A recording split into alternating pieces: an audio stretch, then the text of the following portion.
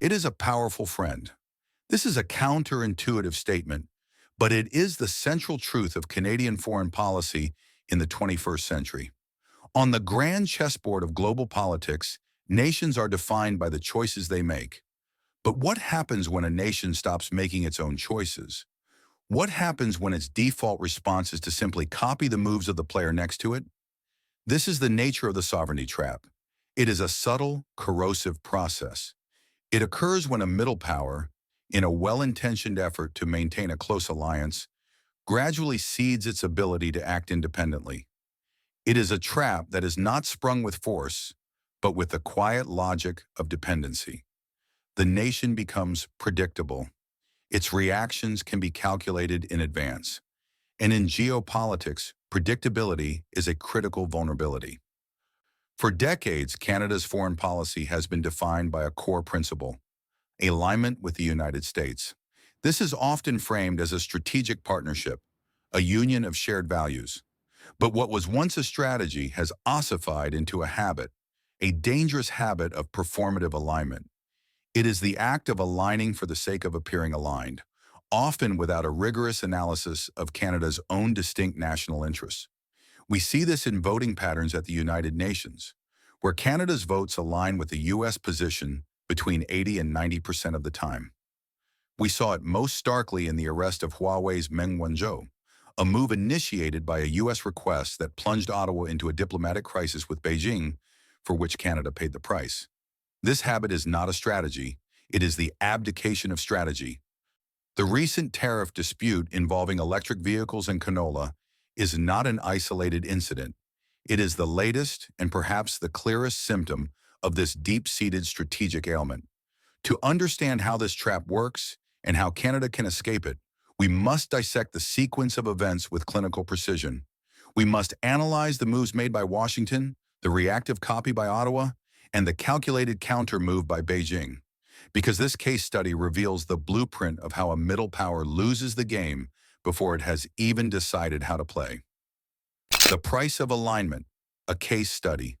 It begins with an action by a great power driven entirely by its own domestic logic. Phase 1. The action of the United States. In the political climate of 2024, Washington faced immense pressure. A combination of domestic manufacturing concerns, national security anxieties, and the relentless pace of a presidential election cycle created a perfect storm. The target was the burgeoning electric vehicle industry of China. U.S. policymakers viewed the flood of affordable Chinese EVs not just as economic competition, but as a strategic threat to the American industrial base. The response was therefore not subtle. It was a show of force. On October 1st, 2024, the White House imposed a 100% tariff on all Chinese-made electric vehicles. This was not a policy designed for nuance. It was a wall designed to send an unambiguous message. The motive was purely America-centric. It was about protecting factories in Michigan, Ohio, and Illinois. It was about fulfilling campaign promises. It was about asserting American economic dominance. The potential collateral damage to its allies, including its northern neighbor, was, at best, a secondary consideration. This is the prerogative of a great power. It acts in its own interest and expects others to adapt. And so the first move was placed on the board, a move that would trigger a predictable and ultimately costly reaction from Ottawa. Phase 2. The reaction of Canada. For Canada, the American tariff wall presented a dilemma. But it was a dilemma viewed through a very old, very familiar lens: the fear of American displeasure. Canada's economy is profoundly integrated with that of the United States.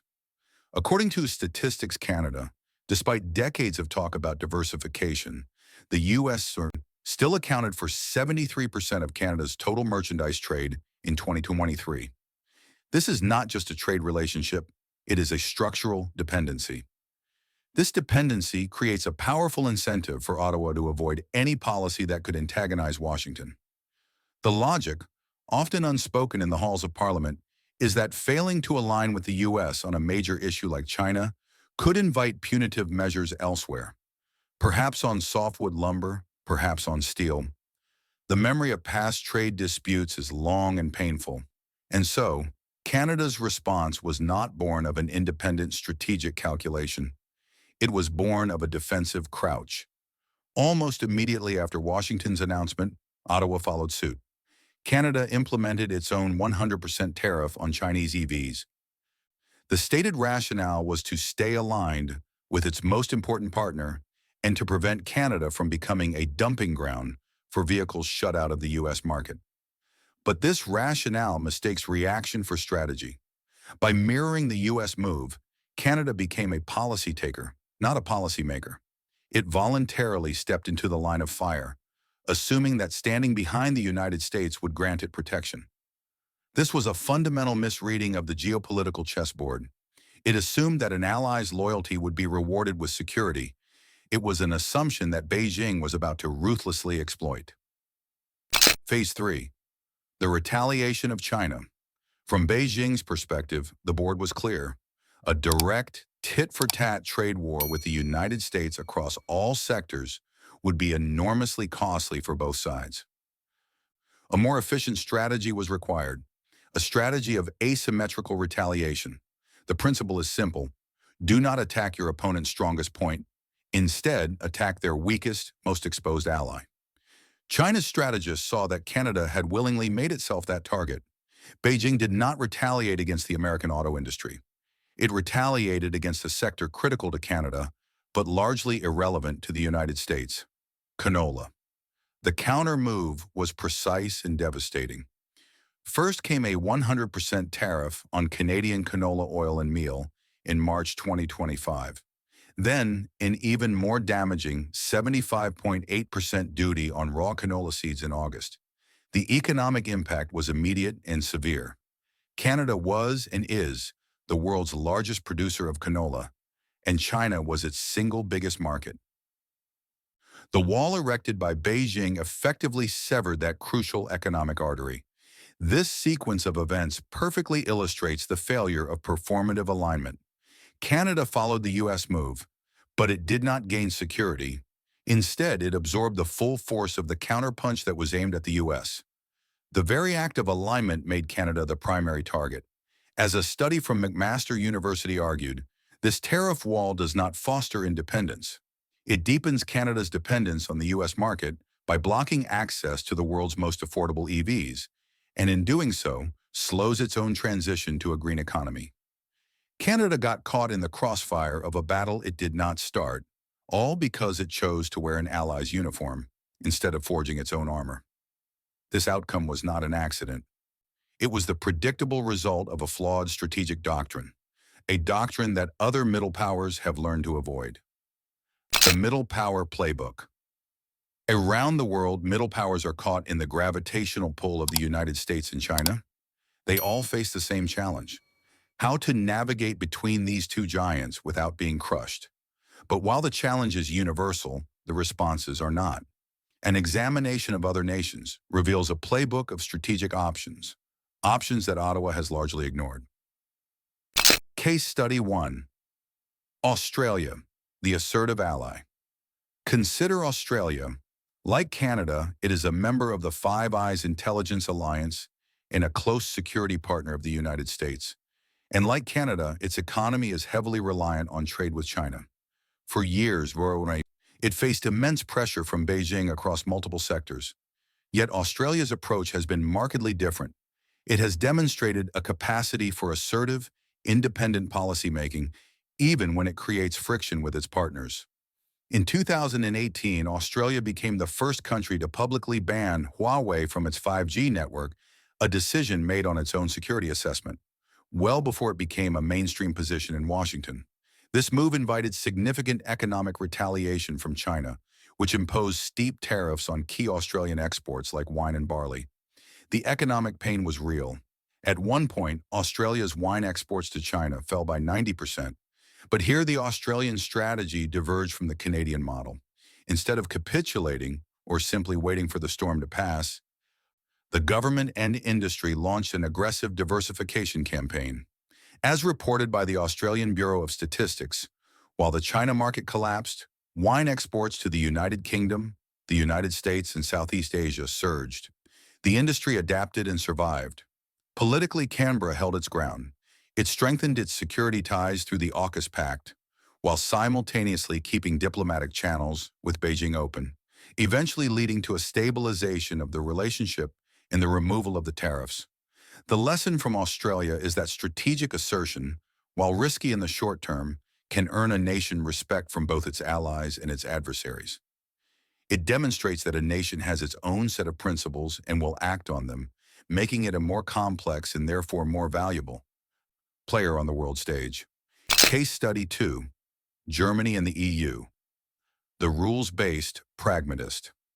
Now let us turn to Europe, and specifically to Germany.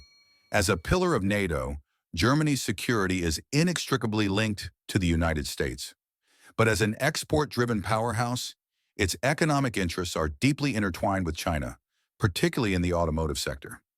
Germany faces the same EV challenge as North America, but its response, channeled through the European Union, has been fundamentally different in its philosophy. Instead of a political decision to impose a blanket 100% tariff, the European Commission launched a formal anti-subsidy investigation in October of 2023. This is not a trivial distinction. It represents a completely different strategic approach. The EU's action is not a political statement. It is a legal process.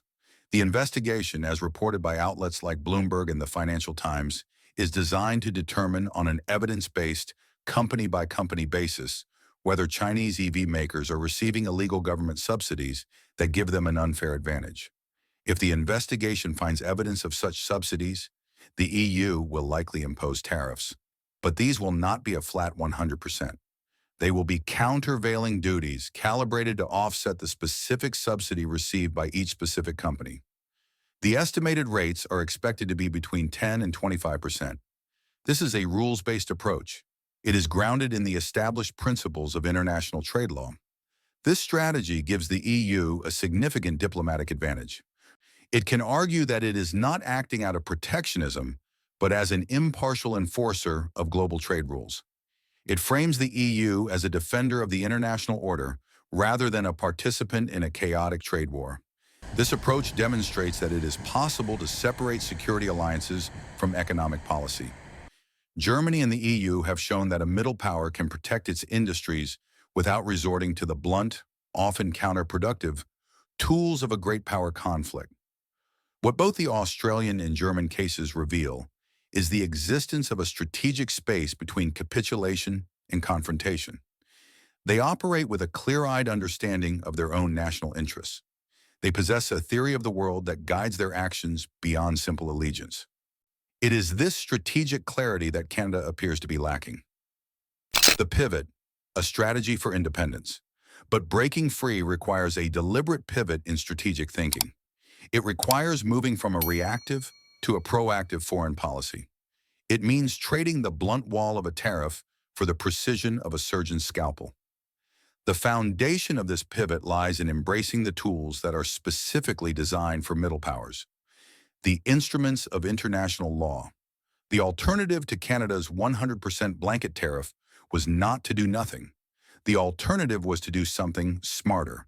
The alternative was to use the very tools that the World Trade Organization provides for these exact situations. These are known as trade remedies. They are legal, defensible, and internationally recognized. Let us examine two of these tools. First, there are anti-dumping duties. These are not broad punishments against a country. They are specific penalties applied to a specific company when there is clear evidence that it is selling a product in a foreign market for less than it costs to produce it at home, a practice known as dumping. To apply these duties, a country must conduct a thorough investigation, gather evidence, and demonstrate that this dumping is causing material injury to its domestic industry. Second, there are countervailing duties. These are the tools the European Union is currently employing. They are applied when a country can prove that a foreign company is receiving unfair subsidies from its government, such as preferential loans, tax breaks, or free land. Like anti-dumping duties, they require a rigorous, evidence-based investigation. The strategic advantage of using these tools is immense. By initiating a formal public investigation, Canada would have shifted the entire narrative. It would no longer be seen as America's echo. It would be seen as an independent actor upholding the rule of law. This approach occupies the moral high ground. It says to the world, we believe in free and fair trade, and we will use the established international rules to defend it. This makes it far more difficult for a country like China to justify retaliation. Retaliating against a political tariff is one thing. Retaliating against a legally justified WTO-sanctioned duty is a much weaker diplomatic position. This approach requires patience. It requires institutional capacity to conduct complex investigations. Canada has successfully used these tools in the past to protect its steel industry. The capacity exists. What has been missing is the political will to use it as a primary instrument of foreign policy. But this pivot is not just about being defensive, it's also about being proactive. A truly sovereign trade policy uses market access as a strategic lever. Instead of just blocking certain goods, Canada could be setting conditions for entry. It could say to any global automaker, you want to sell your vehicles in our market? Then you must invest here. You must build battery assembly plants here. You must partner with our research institutions. You must source your critical minerals, like lithium and cobalt, from Canadian mines. This is how a middle power transforms itself from a mere consumer market into an indispensable part of the global supply chain. It is how you build real economic sovereignty, not by hiding behind someone else's wall, but by building your own house with bricks of law, precision, and strategic foresight. Conclusion and resonance point. The game is too complex, the players too numerous, for such a simple strategy to succeed. For too long, Canada has been a reactive player, its foreign policy guided by the gravitational pull of its southern neighbor. The case of the EV and canola tariffs is a stark warning. It demonstrates that the comfortable habit of alignment is no longer a source of security, it is a source of profound vulnerability. The path to Canada's future prosperity and relevance does not lie in echoing the policies of its allies. It lies in the more difficult, but ultimately more rewarding, path of strategic autonomy. True sovereignty is not a status that is granted. It is an action that is taken day after day through courageous and independent decisions based on a clear-eyed assessment of one's own national interest. It is the courage to be different when that difference is what your interests demand. This brings us to a fundamental question for all middle powers navigating this new era. In an age of shifting global powers, is the concept of strategic alignment an outdated relic? And what is the single most decisive action a middle power must take to avoid becoming a pawn in a great power's game? This pivot from alignment to autonomy is not just a theory.